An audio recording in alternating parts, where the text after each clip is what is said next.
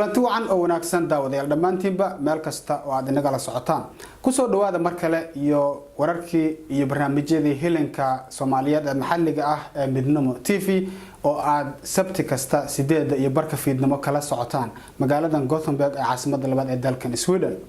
waxaan ahay Maxamed Xaaji Xuseen Raage waxaana mar dhow noo bilaabmi doona wararkii iyo barnaamijyadii kala duwana oo ay halkan nooga baahin doonaan Ali Yaasiin Gurbe anigoo ah Maxamed Xaaji iyo Ibrahim Maxamed Jaamac. imikana waxaanu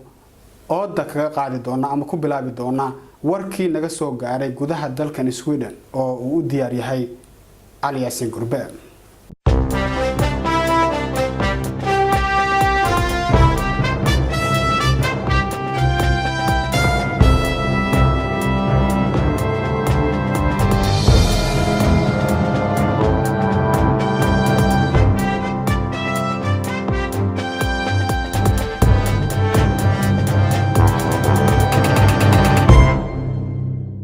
mahadsanid Maxamed Xaaji daawadayaal saaxiibayaal wararka aan qodobada idinku hayna waxa kamid ah laanta socdaalka dalkan Sweden oo kordhisay shaqaalaheeda xisbiga cunsuriga ah ee dalkan oo soo jeediyay in dadka qaxootiga ah dalkooda dib loogu celiyo isla markaasna lacag la siiyo xisbiga socialka oo ay korodhay taageeridiisu kadib markii ay dawladdiisu dhacday sidoo kale waxaad ku daawan doontaan qaybaha iyaga ee wararka ama TV-ga oo idin hayo tixyar oo soo jeedin doono wariye Maxamed Xuseen Raage. laanta socdaalka dalkan Sweden ayaa shaqaale kordhin sameysay kadib markii dalka Sweden ay soo galeen qaxooti aad u badan oo ka soo firxaday dagaalada Syria ka socda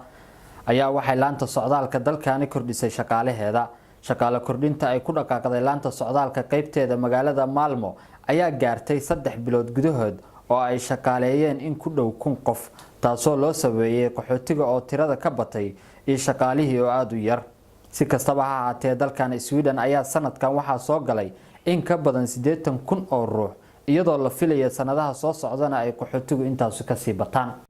xisbiga cunsuriga ah ee dalkan Sweden ee loo yaqaan Isfariya Democratic ayaa soo jeediyay in shacabka qaxootiga ah ee ku dhaqan dalkan Sweden dalalkooda dib loogu celiyo isla markaasna la siiyo lacag guna ah si ay dalalkooda ugu laabtaan warkan waxa inoo haya wariye Maxamed Xaaji. xogayaha guud ee xisbiga cunsuriga ah ee Isfariya Democraterna SD Björn Söder ayaa wareysi dheer oo uu siiyay wargeyska Dagens Nyheter ku sheegay inay fiican tahay inay soo galootiga siiyaan lacag si ay wadankoodii dib ugu laabtaan. Söder ayaa intaa ku daray in Yuhuudda, Kurdiga iyo Saamiyuunta aanay ahayn Swedish sax sida uu qabo. Söder oo ah gudoomiye ku-xigeenka labaad ee baarlamaanka dalkan Sweden ayaa si qoto dheer uga hadlay waxa uu ku tilmaamay Swedishnimada iyo khilaafaadka ay arintaasi ka keeni karaan qowmiyadaha kala duwan ee ku dhaqan dalkan Sweden. hadaladiisa ku aadan Yuhuudda ayaa durbadiiba cambaareen weyn la kulmay balse xisbiga SD ayaa u muuqda mid maalmahan kacsan oo kalsooni dheeraad ah helay kadib doorashadii dalkan markii dambe dawladeedu ay burburtay kadib markii lagu dhawaaqay inay doorasho cusub ay ka dhici doonto dalkan Sweden bisha Maarso ee soo aadan ayaa afta ururin imika la sameeyay khaasatan tii ugu dambeysay waxay muujinaysaa in taageerada xisbiga SD ay kor u kacday iyagoo helay 18% SD ayaa la filayaa inay ka faa'iidaan tooshka saxaafadda ee iyaga dul saaran maadaama ay ka dambeeyeen burburka dawladii imika dhacday ee Stephen Löfven. haddii xisbiga SD uu sii xoogaysto ay taasi cabsi weyn iyo khatar joogto ah ku abuuri kartaa soo galootiga ku dhaqan dalkan Sweden khaasatan muslimiinta iyo Soomaalida gaar ahaan oo xisbigaas bartilmaameed idman oo ah.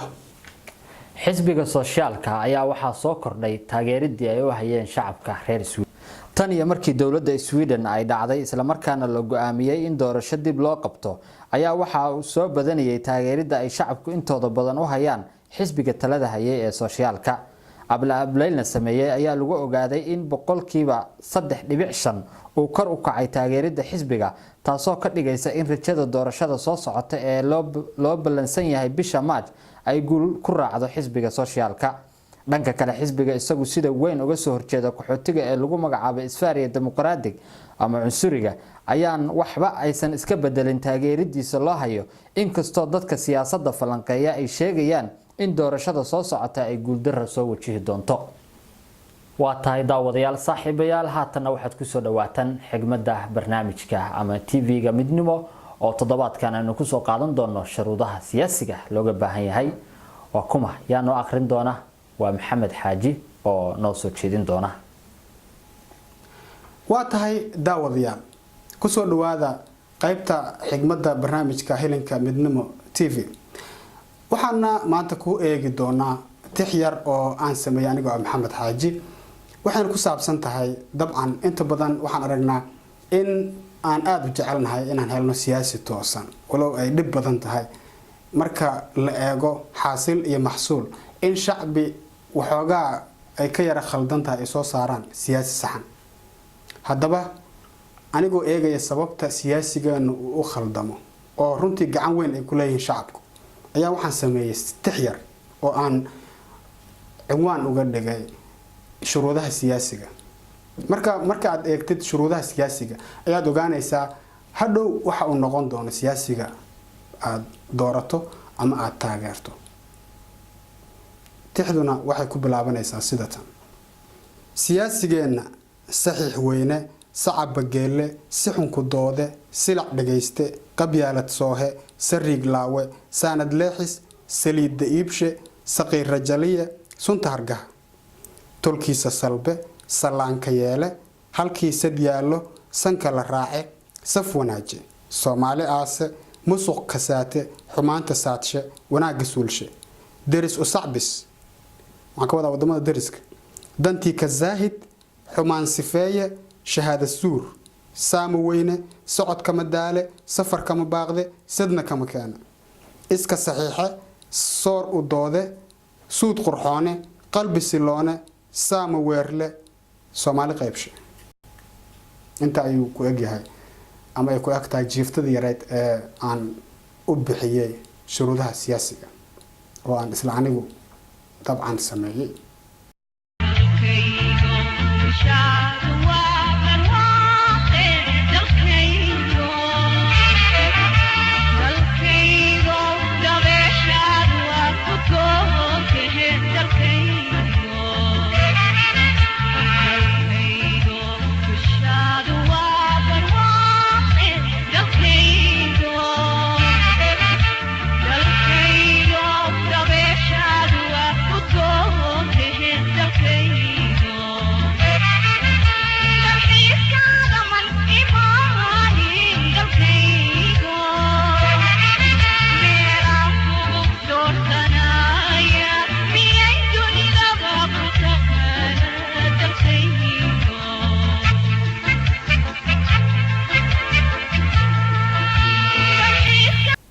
waa tahay daawadayaal saaxiibayaal haatana waxaad ku soo dhawaataan qaybtii koobaad dood ku saabsan qaabka gudniinka fircooniga ah oo uu soo qaban qaabiyay ururka loo yaqaan Code Sweden maxamed xaaji xuseen ayaa doodaas inoo qaada dhigi doona ayadoo toddobaadyada soo socdana qaybaha kale aad daawan doontaan haye maxamed bismillaahir rahmaanir rahiim ku soo dhawaada daawadayaal barnaamij gaar ah oo ku saabsan barnaamij loogu talagalay in lagaga doodo gudniinka fircooniga ah ama wax loo yaqaano FGM kaasoo uu soo qaban qaabiyay ururka loo yaqaano Code Sweden oo u taagan Community Organization for Relief and Development oo ka shaqeeya wadankan Sweden iyo wadamo kale oo ku yaala Africa iyo xitaa wadankeena dabcan Soomaaliya doodan oo ah arin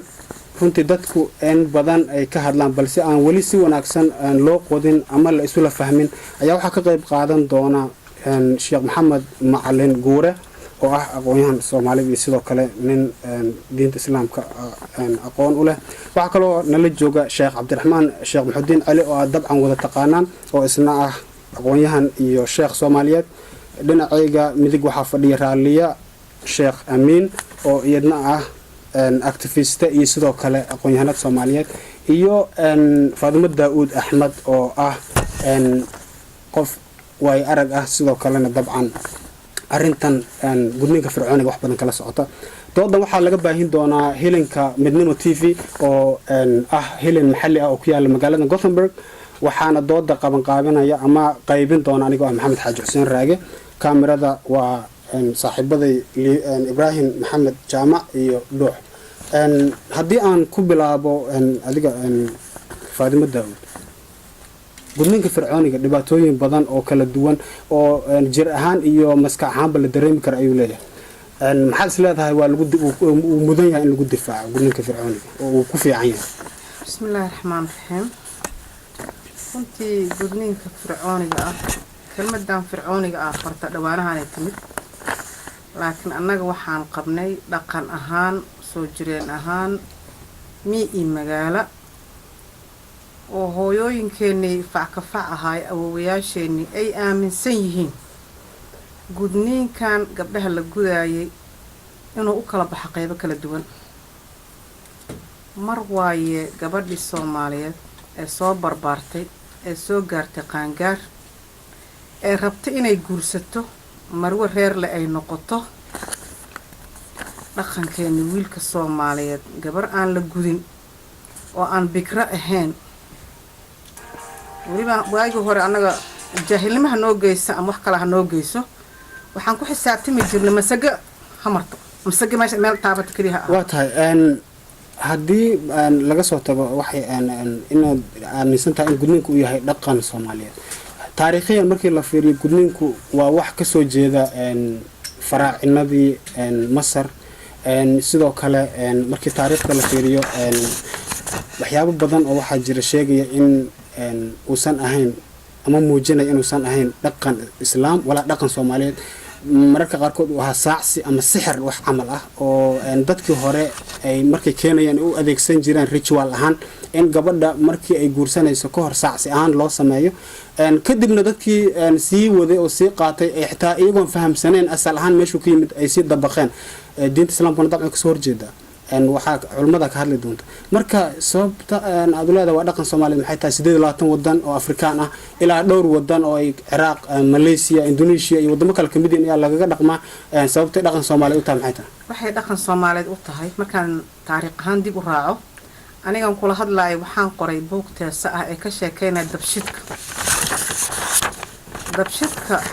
waa dhaqan wadankeena looga dhaqmo waxaan nala qaba afrikaan kala nala qabaan hadda dabshid ma ku soo wada micnaha waxaan u kuur galay oo markaas aan raadinayo oo wareegayo markaan dabshidka qorayo dhaqamaha anaga faraaciinta aan ka kala duwan waxaan kala toosanaa dhaqankan hadda ee afrikaanka ay wada leeyihiin waa xaaraan waa gudniin fircooniyo ahay kaasoo ahay waxaan ka soo horjeedaa kelmadan fircooniga la leeyahay ee naloogu xidmasbinayo Soomaaliya waxaan ma laha ee meel kale ka soo minguuriyeen afrikaanku waa isku dhaqan badidooda meel dhaxan isaga nimaada haddoo Sweden joogo waxaan jeegarayaa dhaqamada wadankan iyo dhaqamadeen markaan isu fiiran jeegarayaa markaan cilmi ahaan kaaga hadlaayo dhaqankan fircooniga hadda loo bixiyay laakiin waxa waajib ahayd oo wiilka Soomaaliga uusan gabar iga guursanaynin haddaana gabadhaas aanu gudin oo gudniin fircooni aana ka dhigin waa halkaas joog marka waxaan siinayaa sheekh Muxudiin arrintan gudniinka fircooniga dadku dabcan sidaad u jeedid aragtida laga sitaa way kala duwan tahay dadka qaarkood waxay aaminsan yihiin inay yihiin wax fiican oo u taagan astaan fiican laakiin diiniyan markii laga hadlo diintu aragti cad ayay ka qabtaa bal ka waran diinta islaamku sida u aragtaa gudniinka fircooniga iyo waxa yani u taagan bismillahir rahmanir rahim alhamdulillahi rabbil alamin wa salatu wa salamu ala habibi wa khalili wa khairati min khalqi wa mustafa horta ko waxaan rabaa inaan sax magaca Sheekh Muxudiin waa aabahay anigu Cabdiraxmaan waahi qadiyadan ama daahirada la yiraahdo khitaanka oo shariicada islaamka ay khitaan u taqaan iyo arintan kale maanta aan ka hadlayno la yiraahdo arin oo taqtiic yani in wax la jarjaro ama lagu sameeyo wax la yiraahdo fabulation wax la yiraahdo ama mutilation wax lagu sameeyo waa laba shay oo runtii laba magac muhiim ah waa qadiyadan yani dooda meesha maanta ka dhaxayso muhiima marka hadaan khitaan ka hadlayno mase hadaan ka hadlayno qof in la cuuriyaamiyo oo xibnihiisi la jarjaro macna waa laba shay oo kala duwan marka waxaan rabaa inaan ka hormaro qadiyada khitaanka khitaanku waa gudniin waa sunna oo nabiga kaleey salaatu wasalaam uu ku sheegay shanta walxaato oo bini aadamka yani fidra ahaan ilaahay uu la abuuray oo ilaahay ku hanuunshay inay doontaan ayuu kamid yahay khitaanku ama gudniinku waxaa waaye gabdhahana waa la gudaa wiilashana waa la gudaa laakiin qaabka islaamka uu rabo waa qaab ku cad kutubta waa qaab ku cad yani shareecada islaamka taana waxay u baahan tahay dad ahlu khibro ah anigu wax ma gudo laakiin dadka ahlu khibrada ah ee dhaqankaas yaqaano oo islaamiga ah iyo sunnada nabiga iyo siirada iyo acmaasha yani tadbiiqa camaliga ah ama saxaabadu iyo jiilka diinka looga dayanayo ay sameeyeen bilkulliyan waa ka duwan yahay qaabkan meesha u joogna ka doodisteeda macnaha qaabkaas waxay ahaaday gabadhu in la dhiijiyo madaahib ayaa ku aroortay oo kala duwan oo xagga culamada islaamku ay kala qaateen dhiijin waa la sheegay in wax yar la jaro waa la sheegay laakiin nabiga markaas calayhi salaatu wasalaam gabdhaha muslimaadka ee wadiifada iyo yani mas-uuliyaddaas khaaska ah ku tilmaamna waxaa ka mid ah Ummu Aymara ka mid ah wuxuu ku dhihi jiray nabiga calayhi salaatu wasalaam shaqada sida qaab oo yani daqiiq ah in details ayuu nabigu u sheegi jiray sidaa u samay hana xad gudbin يعني صفة فاحسن ها أيوة نبي قفا فاهجر عليه السلام طبعا وحال غيا مركي أن يعني موضوع عن كهر لينو وهو أهل الاختصاص بو بهين لكن حبينتها ترن كمركي أديق النوع أي حوينكو قبانا عيان نبي هو سميه وحلا يراهدو regulation هو سميه معناها حيار ودجي وعودجي قوانين أو فيسيكال يعني هبراع وسميه exact لو باهن إن لراعه إن سنة دينا كو عدهاي haddii aan usoo laabto dhinacaan mutilationka la leeyahay ama jarjaridda ama infabulationka wax la yidhaah kaa asiga ah diinta islaamka ma aha wax ay aqoonsan tahay ma aha waa wax dakhiil ku ah marka dabcan waa laga doodi karaa sida walaashay Faatima ay ka dhawaajisay Daa'uud xagga tasbiyaynta nominationka magaca loo bixinayo waa dabcan macdood macquul ah oo aan ixtiraamayo in fircooni loogu yeero in africanism loogu yeero in wax kale loogu yeero waa mawduuc kale laakiin waxaan ka hadlaynaa falka dhacaya falka asiga fal islaamiya ma aha macnaha waa ku salaamana Sheekh Cabdiraxmaan Sheekh Xudina ma santahay waana xumaay magaca aan marka hore aan ka boodnay haye Sheekh Maxamed Macalin adigu waxa tahay dabcan nin diinta yaqaan sidoo kalena macna aqoon-yahan ah markii taariikhiyan la fiiriyo gudniinka fircooniga من أبرجونيس كأستراليا إلا دتكي إيجيبت وقت هراء أو يعني نبعي سكهر حتى عليه السلام تاريخ تيس وح ماش وأصل أهان كيمت أما كسو أسكمي سعد وشيء كرام جيران تصال أهان نيج ها فيلسوف غريغ اللي جرى بابروس كل لحظة قل صدح دي نبعي سكر عليه السلام أيوه شيء إن لو قدق مجري مقالة اللي هذا منفس أو مقالة قديمة أو مصر سلوا كلا شن لا تنبعي سكر اسمه نين غريغ أو جغرافيا كون أكسنا اللي جرى استرابو أي شيء إن لو قدق مجري إسلام مصر سلوا كلا نين دكتور أو غريغ أي قرن جيل لحد نبعي سكر وحو شيء ninkaas waxa la oran jiray Autios wuxuu sheegay in la jaro xubnaha ka tirsan xubnaha taranka qaasatan clitoriska inay ahayd ritual ay tahay in la oogo ka hor gabadha intaan laga qaadanin dhowriga ama yaradda waxa soo dhan waxay ka hadlayaan meesha la yiraahdo Egypt marka taariikhiyan macne markii la eego sidee gudniinka fircooniga la isu xiriirin karaa isaga iyo Soomaaliya waxaan ka hadlaynaa dabcan gudniinka fircooniga qaybta jarjarista iyo jirdilka qofka loo geysto xubintiisa taranka bismillaahir rahmaanir rahiim wala horta mawduuca oo dhaqanka wala ka hadashay xagga diinta Sheekh Cabdiraxmaan runtii aqoonyahan kala qofka haduu yahay wax kasta yani waxa laga yaabaa inuu maartay looga khibrad badan yahay laakiin inta aan ka ogahay aniga yani bini aadanka yani taariikhaha ama xadaarad markii laga hadlo dhaqamadu way isugu gudbaan runtii yani hadda Soomaaliya kale markii laga hadlo walaasha ay sheegtay Nayruusko kale Soomaaliya waa laga soo jiro ay ka heystay soo marka xadaaraadka iyo dhaqamadu way isu gudbaan kan gudniinka fircooniga laftiisa marka dhinacaas oo qayb ka noqonaa inuu usoo gudbay oo taariikhiyan ولو ودمada qaar runtii aniga maraan arday ka ahaa xagaas aan arday weydiiyay runtii Soomaali xataa ahayn wadan Afrikaana wuxuu markaa weydiiyay wadamada qaar intaan arkay waxaa ugu badan waa Suudaan iyo yani Afrika markii laga hadlo waa Suudaan iyo Soomaaliya iyo Masar lagu tilmaamaa ayagana runtii inta badan waa dad dhaqamadoodu isu dhow yihiin oo Masar iyo Suudaan taxada ay kala qaateen laakiin hadda runtii xagga Soomaalida aan aniga fiirsho markaan fakiray xaggu ka soo galay Soomaalidan ama sidoo u sii faafay waxaan dhihi karaa waa wax dhaqanka Soomaalida oo hadda xataa siyaasadda taagan xiriir la leh laana aslan anaga inta badan waxyaabaha oo waxaa keena kalsooni darro yani in gabadhii lagu kalsooneen marka gabadhii lagu kalsoon gacan waa in la gudaa sababta waxa la celaa yani isticmaal saasi u badneed thaqaafo marka ama dhaqan ama cilmi oo qofka bini aadanka waa qof bini aadana in maskaxdiisa la korsho oo wax loo sheego oo ayadoo waxaan loo baahan qofkan kalsooni la sii karo oo dhigi karo waxaan loo baahnaa yani waxaasaa jira khatartaasaa jira ولو لديه كره حتى سومالي حلقة هذا واحد لقوا بالله ما يسنجرين بس نحقل فرق بدن يعني هذا حلقة أنا قال يا بعد بواسيش كأديك اسكف فرمي قبله ويلش بس قرارات كدقايان يا هذا قيلدان بالله باتل اللي احنا هلا جوجي أو قطرت نجرت سدي سو نحقل عيان لكن حلقة إني قالوا لسيش جرين أو يعني غير بعدية دقن يبتولد دقن اللي سو قلنا هذا يا هذا كلسون الدرة جرتوا قبل اللي علينا ما كانوا عامل سنة هاي وواحد كلسون الدرة diinta islaamkana sidoo sheekhu sheegay waxa waaye wada loo maray leedahay sidaan jarjarka hadda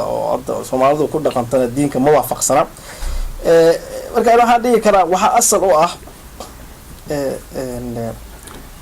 lagu baabi'i karaa waxaana inay tahay ama kulli adaa u soo socdee soo marka taariikhda waxaan dhihi karaa yani way jirtay waxayna ku imaatay yani dhaqamada isu gudubka yani runtii sida thaqaafada la isdhaafsada raaliyo ayaan markaan ku imaanaya raaliyo waxa taa dabcan qof dhinaca caafimaadkana fikradka ay soo oo sidoo kalena kalkaaliyeed ahaan jirtay oo yaraan tahay markii laga hadlo gudniinka fircooniga waa wax dabcan physical oo loo jeedo yani waa hawl jira laakiin waxa ka ratibna dhibaato maskaxeed waxa ka ratibna dhibaatooyin qaarkood ay yihiin kuwa la dhihi karo waa kuwa isla markaaba la dareemi karo kuwana waa kuwa qofka cimrigiisa inta ka dhiman la soconayo oo aan ka hareynin dabcan markaad fiirisid physiological ahaan anatomy ahaan medical ahaan yani dhinaca yani habdhiska qofka jirkiisa u samaysan yahay sida u shaqeeyo iyo caafimaad ahaan ka waran saameynta uu gudniinka fircooniga nooca jarjarka ah markii aan ka hadalno uu qofka ku yeesho bismillaahi raxmaani raxiim waxaa horta gudniinka fircooniga ah sidii walaashay faalan u sheegtay waa caado soo jireen ah waqti badanna way qaadanaysaa si horta loo baabi'iyo wayna jirtaa ummad badan oo muddo badan kasoo hadlaysa ama urur ha ahaado ama ha ahaado shakhsi mutacalim ah gudniinka fircooniga ah markaan ka hadlo dhibaatooyin aad u fara badan ayuu leeyahay oo especially uu u leeyahay gabadha markaan arrintaas ka hadlayana waxaa waaye waxaa la yiri laa tas'al tabiib was'al mujarrab aniga waxaan ahay victim waxaan ka mid ahay gabdhaha Soomaaliyeed oo maray gudniinkaas markaan xoogaa yar taariikhiyan aan background-gayga ka hadlo oo micnaheedu arrimahan saan ugu fardhubanahay arrintan aniga inaan baaro waxaan bilaabay 2000kii markaan baaritaanka sameynayay taariikhda u imaanayna waa ku weydiin doona su'aashaas laakiin maxay dhibaatooyinka jireed ku maskaxeed dhibaatooyinka jireed uu leeyahay waxa horta laba aan kala saarayna mid waxa waaye mid isla waqtigaas gabadha ay miis ka saaran tahay ay timaado iyo mid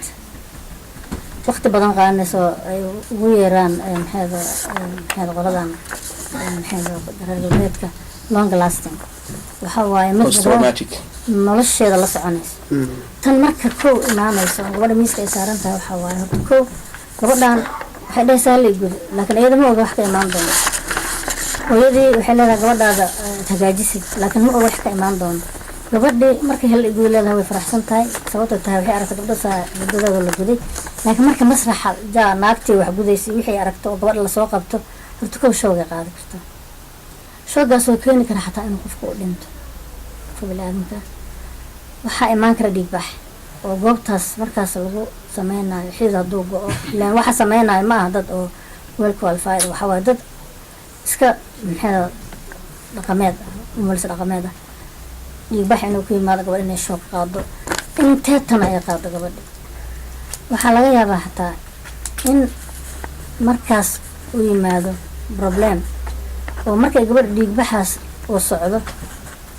waxaa gabadha anemiga noqonaysaa jirkii waxaa ka dhamaanaya inta la sii wada waxa laga yaabaa inay dhimato xanuun fara badan ilaan waxa waaye markay hooyada umursa dhaqameedka ay sameynayso anesthesia laguma duraayo wax la siinayo mal gabadha soo taagna la jarjaraayo xanuun fara badan oo imaanaya taas markaan ka gudubno tan nolosheeda gabadha la soconaayo waxaan u qaybinaynaa laba iyadana marka ay gabadh dhasho ay foolanayso dhibaatooyin fara badan oo imaado maxaa kamid ah in foosha ay daahdo way imaan kartaa waxaa imaan karta haddii aysan helin umulaso fiican inay gabadha usoo go-o sababto tahay cunugan haddii ilaahay jidkiisa soo baro waxaa laga yaabaa in hal mar oo si accident u yimaado haddii qofka khibrad fiican lehen intay waxwaxeynayso waxaa laga yaabaa inay gabadhi hoos usoo goosato dhibaato ay ka timaado waxaa dhici karto boobsiiska la waday cunugii maqasta inay meel ka gaarto saas cunugii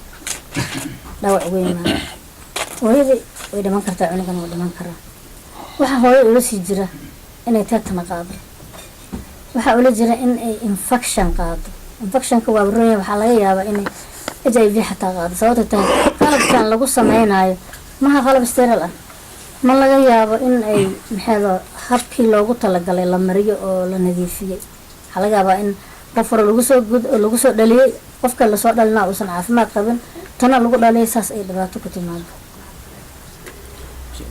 okay waxaa dhacaysa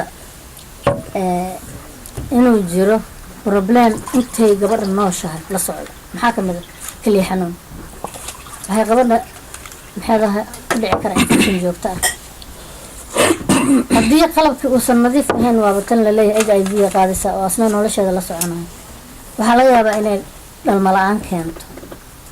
waxyaaba badan waxaa jira nolosheeda gabadha la soconayo waata haddii aan kugu sii daro weliba sidoo kale waxaa kamid ah qofka oo lumiya ijtihaadii jinsiga oo uu lahaan lahaa taasoo ah qofka in laga qaado wax xaq u lahaa dabcan waxaa kamid ah sidoo kale pelvic infection oo ah in qofka xubnaha habdhiska taranka qofka ama gabadha uu ku yimaado caabuq keena in ay dhali weydo xitaa marka infection ka qaado infectionkaas wuxuu saameyn karaa kiliyaha wuxuu saameyn karaa minka wuxuu saameyn karaa pelvic inta organiska oo gudaha ku jirta inuu saameyn karaa markii dhibaatooyinkaas ay taxday raallida la fiiriyo waxa loogu xelinayo oo inta dhibaatadaas oo dhan gabadha la marsiiyo laga helayo marka asbabar dhigtid maxay tahay bismillaahi raxmaan raxiim ma dhaqan soo jireeno annaga aan qabnay ama dadka naga horreeyay ay qabeen ama gabdhihii lagu sameynaayo mise maanta markii la ilbaxay soomaalidu heerkii shalay ay joogtay oo bidaa'iga ahaay ee la aaminsanaayo waa masta gabadha in la gudaa lana tolaa heer kaloo ka sahlanaan bilownay haddaan hooyooyinka nahay sunno wax la yidhaahdo waa kuu soo wadaa markii heerkaas aan dhibaatada annaga aan dareeno ilbaxnimo la-aantii iyo aqoon la-aantii dhaqankii aan tixgelinaynay ayaa haddana ay markay dadka raggii soo ilbaxeen ay raggii ogaadeen aan la jarjarin gabadhiioo la sunneeyo aqoontoodii soo kordhay ay ilbaxeen qaar mutacalimiin noqdeen ay fahmeen gabadhaanu inay bikradu ay tahay gudaha ee gabar la jarjaro lasoo talo lasoo kaba inaysan ahayn raggii markay haweenkii la fahmeen horumaray gaareen raggii haweenkii gaareen in la jarjaro khasaarada badana la ogaaday caadadii ku ceshoonta la ogaaday dhibaatadii dhan la ogaaday habkii waa la bedelay dana habkanaan u bedelnay marka labada habba markii hore habkaas waa taageersanad markii dambe haddana habkaan aqoontii oo soo korodhay ilbaxnimadii oo soo korodhay waxaan aaminsanahay shalay intii ku tagta waa tageen aniga 11 gabdhood aqoonaan soo koriyay qaarna waxaan u gudniinkaas qaabka daranee aan hadda aan ka cabanayno qaarna jaaniskooday ku heleen gudniinkan dambaan u guday maanta ma dareensantaa inaad gabdhahaas qalad ka gasheen yani qalad aniga weli ma dareensanin waxaan u dareensaneen horta kow soomaaliyaan ahay soomaalidu waa madax adag tahay kow soomaaliyaan ahay si yani ku dhisan markii la hadlo hooyana waan ahay hooyana waxaan tixgelinayaa dhaqan inaan leeyahay hadda markaan Sweden aan joogo anigu inaan Soomaali ahay cultural aan leeyahay waa wax masti ah oo qofna aan iga bedeli karin dhaqankaas ma in habla ilbaxo laga bedelo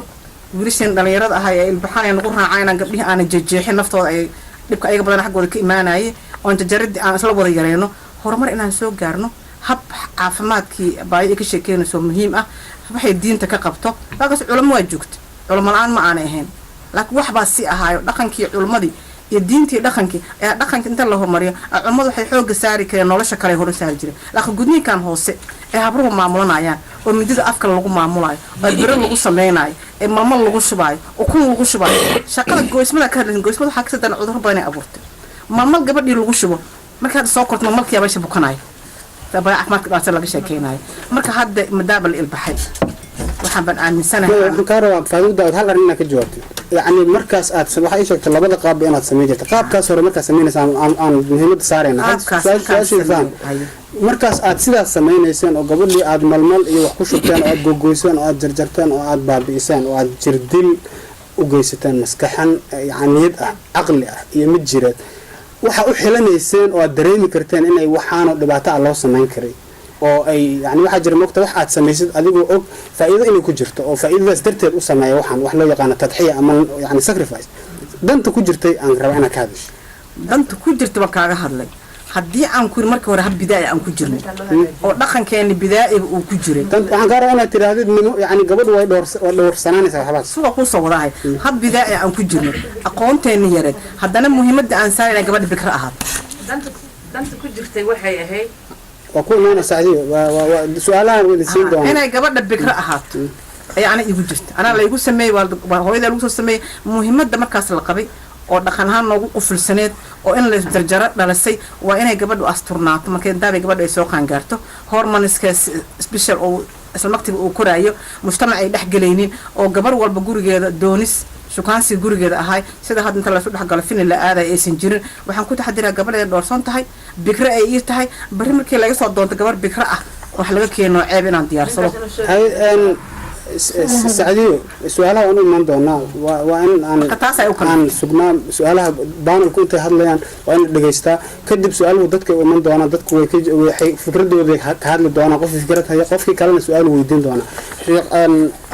عبد الرحمن أن واحد شتابات أرن مهمة وأرن أرنت لبي أكل سعرنتها مدتك دبعتوين كم هيس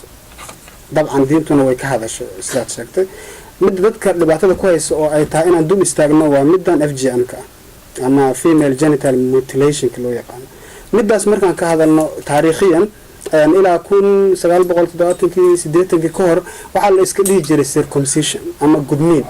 تاس مركان عي كانت إلا إسكو خالد جدمين كرجع يجدمين كقبلها markii dambe shaqadu isbedeshay niman missionary ayaa waxay bilaabeen toddobaadkii dhamaadkeedii horaantii 8-meedii oo runtii Kenya yimid in arintan ay magac gaar ah u bixiyaan magacan ONFGM kadibna sidaas ay ku socotay oo waxa loo qaatay habkan ah FGM inuu yahay sida mararka qaarkood lagu tabxo ama lagu sheego hab lagu kontrolo ama ay ka dhaawajiso faa'iidimo daawud gabadha lagu kontrolo ama wax lagu ilaalinayo nadiifnimada ama naqinimada gabadha laakiin su'aashu waxay tahay gabar sida loo gudaa ma ka dhigi kartaa nadiif iyo nadiif la'aan maadaama aan ognahay in qofka ay ku xiran tahay shakhsiyadiisa iyo dadnimadiisa ay ku xirneen sida jirkiisa dabcan loo sameeyay mid kale oo arintaas aan rabo inaan ku raaciyo waxay tahay ilaa waxa sameeya nidaamkan 28 wadan oo Afrikaan ah waa ku dhawaad kala dar Afrika wadamo kale oo ka jira laakiin kuwa ugu badan Soomaaliya waliba ugu sii badan tahay 98% lagu qiyaasaa wala hadda xoogaa ay ka soo roonaanayso maxaa muslimiinta u badiyay yani waxaan gudniinka fircooniga ah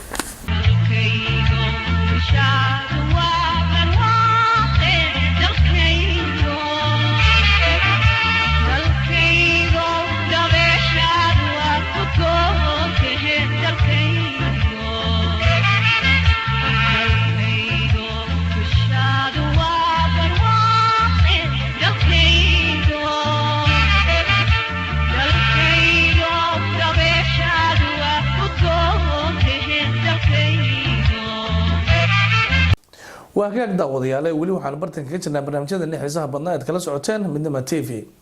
toddobaadkan xubinteena ganacsiga waxaan ku eegi doonaa habka uu shaqeyso shirkadda lacag dirista ee magaceeda la yiraahdo Touch Service oo kamid ah shirkadaha xawilaadaasha Soomaaliyeed waxaan waraysi la yeelanay madaxa xafiiska shirkadda Touch Service faraceeda magaalada Gothenburg oo isagu nooga warbixiyay macluumaad dheer oo ku aadan adeegyada ay bixiso shirkadaasi axmed cabdilaahi aada iyo aada u mahadsan tahay marka hore kusoo dhawow telefishinka midnimo iyo weliba adigoo waxa marka ugu horeysa noo sheegi doonaa waqtiga la furay shirkadan Taj Service. Taj wakiilka Taj laakiin waxaan halkaan xafiiskan iyo Tabori iyo qaybtan Fester Yotland su-aashaada ah goormaa la asaasay shirkadda xawaalada waxaa la asaasay 2012 ayaa waxaa la asaasay qaybtan xawaalada Taj Service. axmed adigoo mahadsan habka diiwaangelinta shirkadaha ganacsiga gaar ahaan shirkadaha xawiilaadayaasha oo aynu ognahay in xeerar ama shuruuc laga soo saaray guud ahaanba caalamka ma jirta shatiga lacag dirista inaad haysataan ama ay diiwaan gashan tahay shirkadda Taj oo ay ka diiwaan gashan tahay waddankan Sweden. aad iyo aad baan kugu mahadcelinayaa waana su-aal fiican runtii Ibraahimow waa shirkaddu way diiwaan gashan tahay waxayna haysataa sharciga lacag dirista markaan halkaas wax yar iftiimiyo waxaa jirta hab ay xawaaladuhu ku shaqeeyaan ama shirkadaha lacag diristu berigii hore ay ku shaqeyn jireen wuxuu ahaa shirkadda Soomaaliya laga leeyahay iyo inay halkaan ku leedahay xafiis magacii shirkadaas iyo sharcigii halkaan ay wixii shirkadaas wada leedahay laakiin hadda tan Taj way kaga duwan tahay waxa wada shaqeyn leh shirkad Swedish ah la yiraahdo Sami OP iyo waxa wada shaqeyn leh Taj Service. Taj Service waxa ay lacagaha ka bixisaa waddanka dibadiisa Sweden waxay ka baxsan Sami OP-na waxa uu sharci ahaan u qaabilsan yahay inuu lacagii halkan lagu soo dirana u bixiyo macaamiishii rabtay inay lacagahooda u dirsato ehelkooda iyo qaraabadooda inay halkan uga dirsadaan marka sharcigu waa sidaas way inuu sharciyeysan yihiin oo dee xafiiska iyo boorarkaas baa ku tusinaya inay sharciyeysanta. axmed adigoo mahadsan macluumaad dheeriya ma naga siin kartaa qofka lacagta diraya iyo habka uu u dirayo iyo weliba habka ama waqtiga ay qaadanayso in uu helo macmiilka lacagta loo diraya lacagtaasi marka uu wax ka dirsanayo shirkadda Taj Service.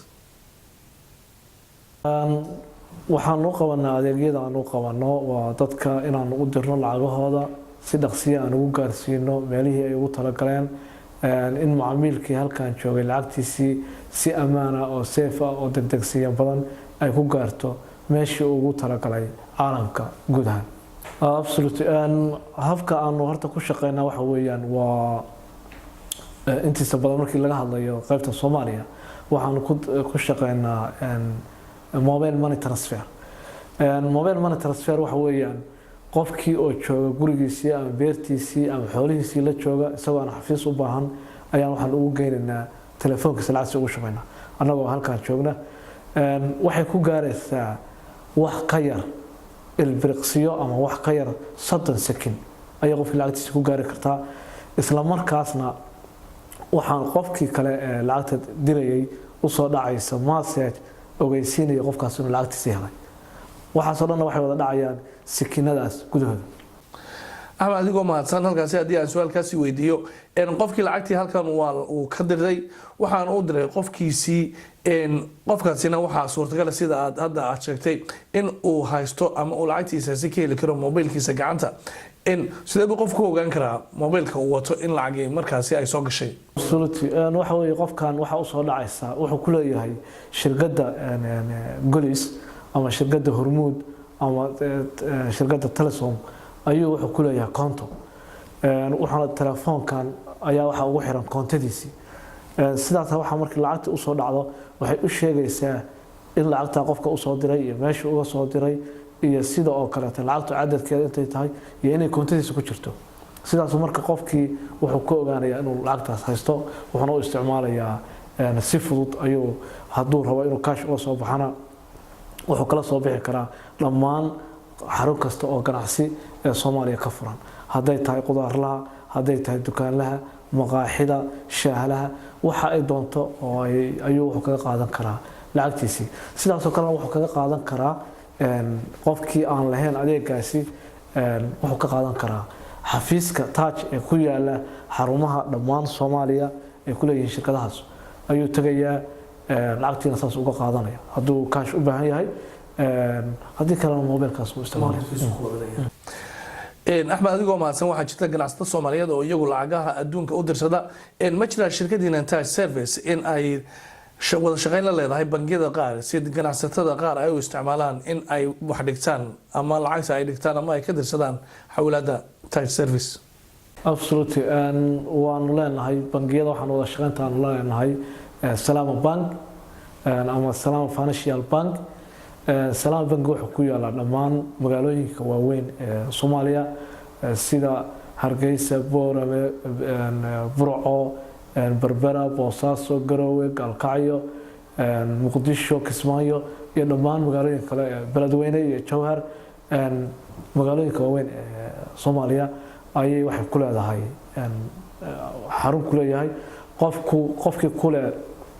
Salama Bank ama Salama Financial Bank qofkii ku haysta koontana si toos ah ayaan halkan uga shubaynaa koontadiisa lacagta. adigoo mahadsan Axmed qofku haddii uu ganacsada yahay ma dirsan karaa lacagta cadadkeedu aad u badan yahay oo shirkadani mise ma leedahay limits dadka inay lacagaha ay ka dirsadaan ay yihiin wax xadadan ama qofku in uu dirsan karo lacagtu doono haddii uu ganacsada yahay? wuxuu diri karaa lacag kasta oo ku timid sifo sharci ah oo sax ah oo xalaal ah oo lacag cad ah kuma xirna xad gaar ah oo qofkaas diri karo laakiin waxay ku xiran tahay lacagtani sharcigu yani wuxuu weydiinayaa su'aalaha sharcigu uu weydiinayaa marka waxay xadeynayaan lacagtan qofku meesha ka keenay iyo meesha ka soo gashay sababta uu dirayo iyo qofka uu dirayo xiriirka ka dhaxeeya marka laakiin qofku wax cadad oo gaar ah oo ku xiran ma jirto intuu doon diri karaa haddii lacagtiisu lacag sax ah oo sifo sax ah kusoo gashay. axmed adigoo mahadsan waxaa jirta dadweynaha Soomaaliyeed inay ku kala fiirsan yihiin daafaha wadankan Sweden ma jirtaa hab qofku haddii aanu xafiiska Taj Service ka helin goobta uu joogo uu kula soo xiriiri karo shirkadda lacagna uu ka dirsan karo? absolutely sida runtii adduunka hadda wuxuu iska noqday waa iska isagoo kala fog haddana meel wada jooga macaamiisha ku nool geesaha waqooyiga iyo koonfurta iyo bartamaha Sweden si toos ah waxay la xiriiri karaan xarun kaste oo ay Taj ku leedahay Sweden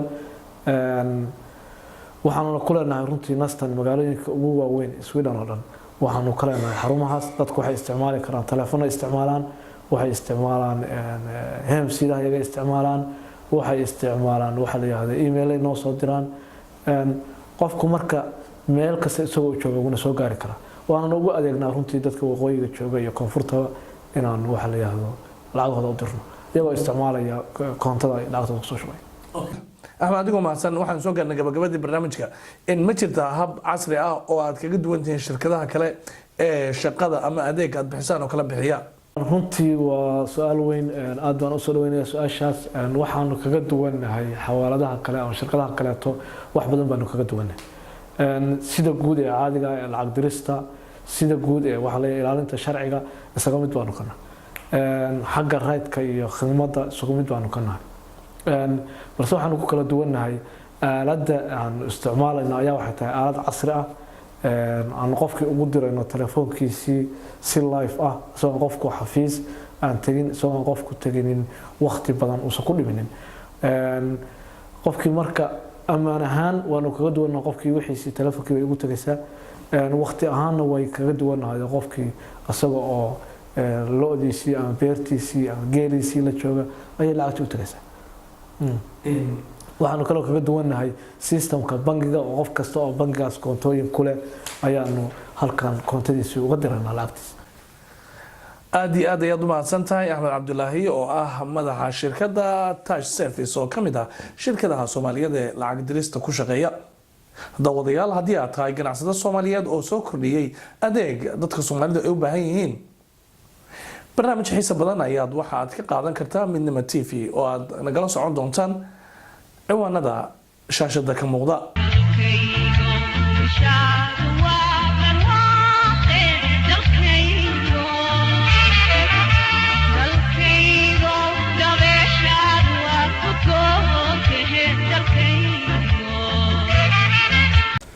waa tahay daawadayaal kusoo dhawaada mar kale iyo helinka Midnimo TV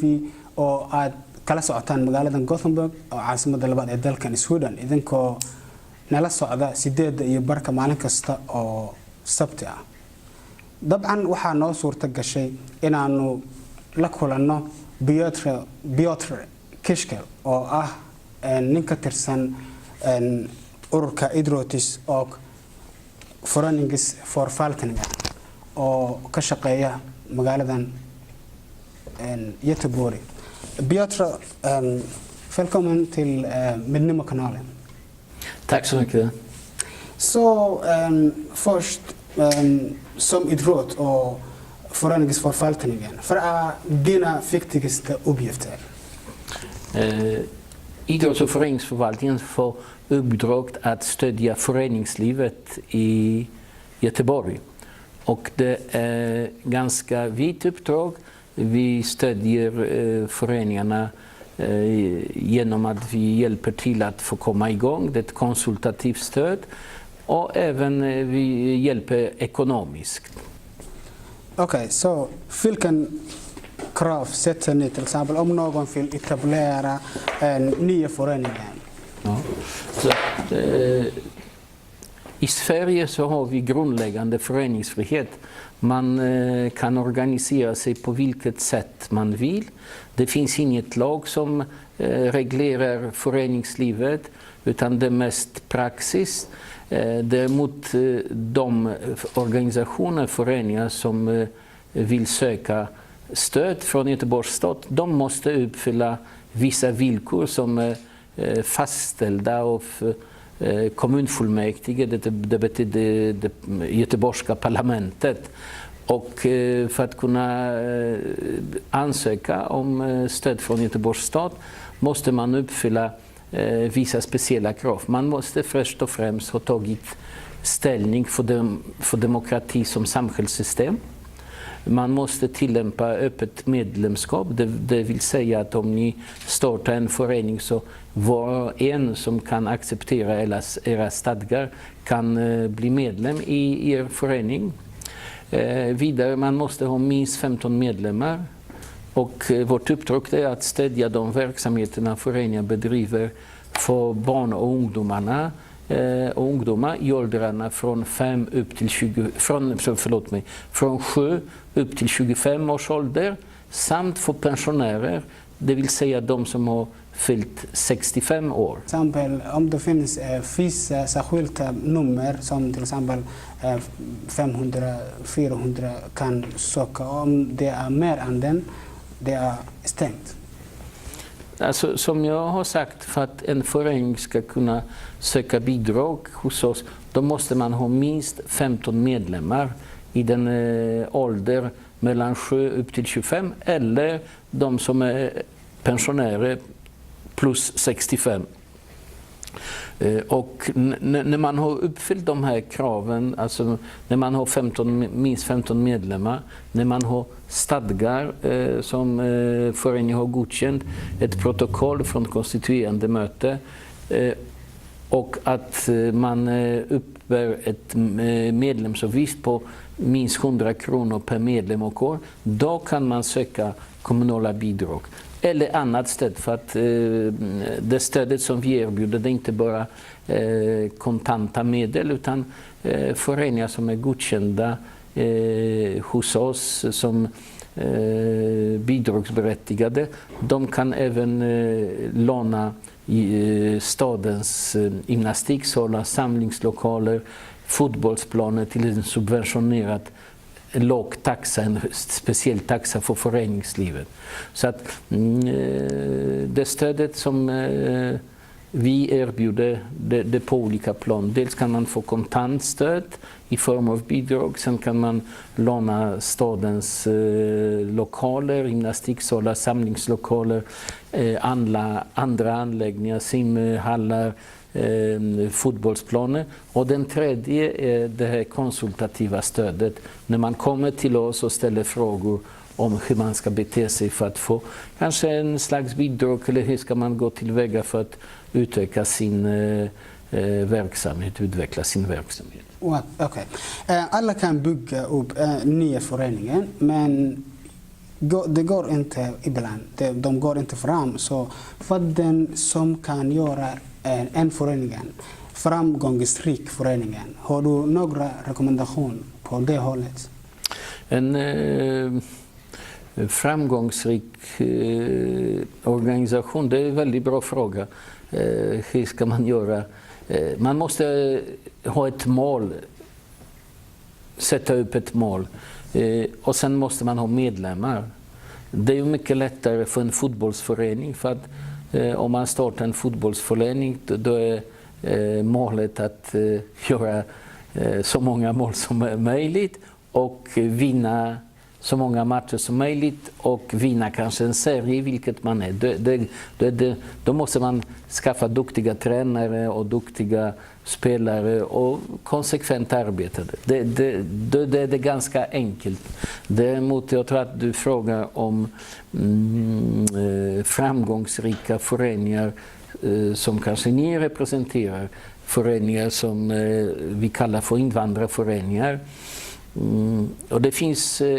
en viktig faktor, det är tid. Man måste ge sig tid att vara framgångsrik. Man kan inte uppnå allt på 1 eller 2 år. Vi har exempel i Göteborg på föreningar som invandrarföreningar som har varit aktiva i 50 år och konsekvent byggt upp sin verksamhet och idag kanske ha egen klubbhus, egen fotbollsplan, flera lag i olika serier. Men det tar tid. Jag har närmast i åtanke en kroatisk förening som har varit aktiv för 50 år. Och de har eget klubbhus, egen idrottshall, egen fotbollsplan. Men det har tagit de 50 år. Och sen måste man ha medlemmar. Naturligtvis ju fler medlemmar som bidrar både med sitt arbete och även med ekonomi. Då är det då kan man uppnå framgång. Sen måste man tror jag tänka på att just när man kommer till Sverige för ett annat land så problem är så många i det nya landet att man försöker göra allt, ta hand om allt som man vill hjälpa sina barn, man vill ta hand om kanske de ensamstående mammor. Alltså problem är väldigt många, men föreningen måste kanske begränsa sig. Man kan inte ta hand om alla problem som finns idag i samhället. Utan jag tror att man måste, ska man jobba med idrott, då är det en sak. Ska man jobba med kultur, då är en sak. Det är ju det som kanske skiljer de som vi kallar för invandrarföreningar från andra. Att, en invandrarförening försöker ta hand om alla problem som en grupp har och även jobbar över, vilket är bra, jobbar över åldersgränser. Att man träffas både äldre och yngre, barn och ungdomar, föräldrar och kanske mor- eller farföräldrar. Så att det är ju ett positivt att man träffas och arbetar över åldersgränser. Men sen många tar på sig för stora uppgifter och tycker att nu ska jag fixa allt. Men man sällan lyckas med att fixa allt. Så säger du till exempel, om jag förstår bra, att man måste tugga inte mer än man kan svälja, till exempel. Man kan svälja. Och då man måste sätta ett krav, ett riktigt mål, särskilt mål och sen arbeta på det. Absolut, det är ett bra uttryck som jag inte hört tidigare, som du säger. Men precis så är det. Man kan inte ta sig vatten över huvudet, som man säger i Sverige, för då blir det för mycket. Sen måste man ha ju... som en föreningsledare, det är viktigt också att man ska sprida, delegera uppdrag. En styrelse måste ju engagera, en styrelse har makt, men den här makten är från medlemmarna och den här makten måste ju delas ut om man ska försöka engagera i en förening så många medlemmar som möjligt, för att de ska också känna sig viktiga, det finns ett uppdrag för dem. Och sen att kanske styrelsen ska inte sitta för länge, utan successivt så bytte man ordföranden så att det blir inte en maktkoncentration och ja, ni känner till. Ja, den här uttrycken jag har lånat från engelska, men kanske kan man använda även på svenska. Under Piotr Szyskal, det finns också en viktig fråga, vilken är när och hur man kan söka uppdrag till er. Till exempel om man bygger eller etablerar nya föreningar. Just när det gäller att starta en förening, det är upp till de människor som vill engagera sig. Det finns inget konkret datum, utan just när det är nya föreningar så kan man anmäla sig till oss och lägga in ansökan om att bli bidragsgodkänt när som helst under året. Okej. Vad är det mest projekter eller aktiviteter ni finansierar? Det som vi finansierar, det är ju allmänt talat det är en meningsfull verksamhet som är riktad till barn och ungdomar i den här åldern mellan 7 och 25 eller som är riktat till pensionärer. Så att det är väldigt allmänt. Det kan vara kulturaktiviteter, det kan vara en kör, det kan vara en fotbollsförening, det kan vara en kulturförening som jobbar kanske med somaliska danser. Det kan vara en förening som satsar på utbildning och läxhjälp för ungdomar. Men det ska vara, det är lite allmänt uttryck, men en verksamhet som är meningsfull och riktad till de här 2 åldersgrupper. Det är det grundläggande. Sen är det ni själva, alltså föreningarna, som bestämmer själva vilken verksamhet man ska bedriva. Det är ju ni, så det är därför ni samlas, för att kunna bestämma sig om vi vill spela basketboll. Ja, då bildar vi en fotbollsförening. Eller vi vill ta hand om fritidsaktiviteter för våra ungdomar, och då bildar vi en förening. Och sen bestämmer man själv vad det är för slags verksamhet man ska bedriva. Det är väldigt fint.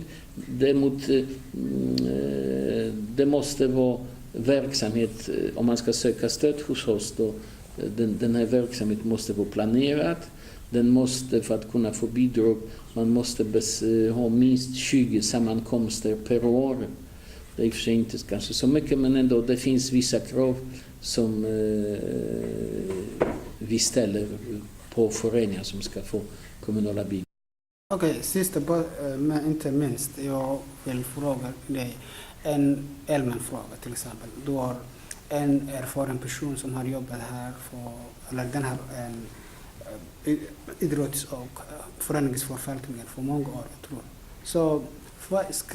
skulle du rekommendera till de invandrare föreningarna i stort sett och på somaliska på ett speciellt sätt? Ja, det som man kan rekommendera, det är att ta chans som Sverige ger och organisera sig. Om man bildar en förening så är det en plattform på vilken en grupp man kan stå när man kommer och träffar myndigheter eller politiker. Då säger man, jag representerar inte mig själv, utan jag representerar en förening och vi är kanske 200 medlemmar. Så det är jätteviktigt. Vi har den fantastiska föreningsfriheten i Sverige. Det är inte styrt av några lagar. Det finns regler för man söker exempelvis bidrag hos Göteborgs stad. Men annars så är vi fria att organisera oss precis så som hur vi vill. Så det är ju en sak som man ska utnyttja. Sen, jag tror att man ska göra det som man är bra på. Har man en kulturarbetare så kanske man ska engagera sig för att driva en kulturförening. Är man bra som tränare i någon disciplin, då kanske man ska försöka starta en förening kring den idrott som kan vara aktuell. Och sen ska man inte försöka lösa alla problem. Och sen måste man komma ihåg att det tar tid. Och sen,